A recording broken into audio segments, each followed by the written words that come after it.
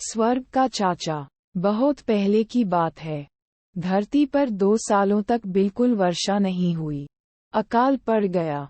अपने तालाब को सूखता देखकर मेढक को चिंता हुई। उसने सोचा, अगर ऐसा रहा तो वह भूखा मर जाएगा।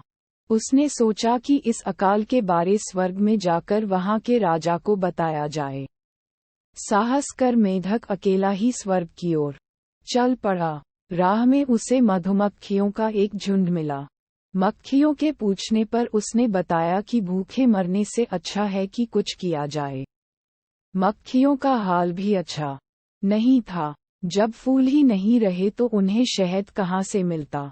वे भी मेढक के साथ चल दीं। आगे जाने पर उन्हें एक मुर्गा मिला। मुर्गा बहुत उदास था। जब फसल ही नहीं हुई तो उसे दाने कहाँ से मिलते। उसे खाने को कीड़े भी नहीं मिल रहे थे। इसलिए मुर्गा भी उनके साथ चल दिया।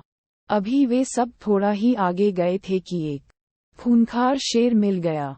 वह भी बहुत दुखी था। उसे खाने को जानवर नहीं मिल रहे थे। उनकी बातें सुन शेर भी उनके साथ हो लिया। कई दिनों तक चलने के बाद वे स्वर्ग में पहुंचे। मेढक ने अपने सभी साथियों को राजा के महल के बाहर ही रुकने को कहा।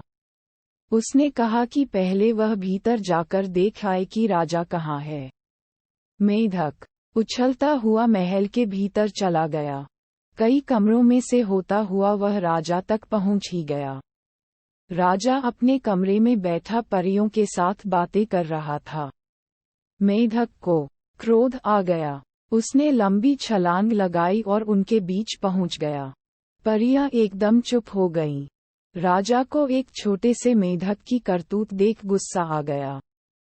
पागल जीव, तुमने हमारे बीच आने का साहस कैसे किया? राजा चिल्लाया। परंतु मेढक बिल्कुल नहीं डरा। उसे तो धरती पर भी भूख से मरना था। जब मौत साफ दिखाई दे तो हर कोई निडर हो जाता है। राजा फिर चीखा। पहरेदार भागे आए ताकि मेढक को पकड़कर महल से बाहर निकाल दें। मगर इधर उधर उछलता मेढक उनकी पकड़ में नहीं आ रहा था। मेढक ने मधुमक्खियों को आवाज दी। वे सब भी अंदर आ गईं। वे सब पहरेदारों के चेहरों पर डंक मारने लगीं। उनसे बचने के लिए सभी पहरेदार भाग गए। राजा हैरान था। तब उसने तूफान के देवता को बुलाया। पर मुर्गे ने शोर मचाया और पंख फड़फड़ाकर उसे भी भगा दिया। तब राजा ने अपने कुत्तों को बुलाया। उनके लिए भूखा खूंखार शेर पहले से ही तैयार बैठा था। अब राजा ने डर कर मेढक की ओर देखा।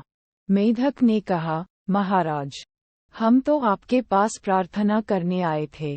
धरती पर अकाल पड़ा हुआ है। हमें वर्षा चाहिए। राजा ने उससे पीछा छुड़ाने के लिए कहा, अच्छा चाचा, वर्षा को भेज देता हूँ। जब वे सब साथी धरती पर वापस आए तो वर्षा भी उनके साथ थी। इसलिए वियतनाम में मेढक को स्वर्ग का चाचा कहकर पुकारा जाता है। लोगों को जब मेढक की आवाज सुनाई देती है वे कहते हैं, चाचा आ गया। तो वर्षा भी आती होगी।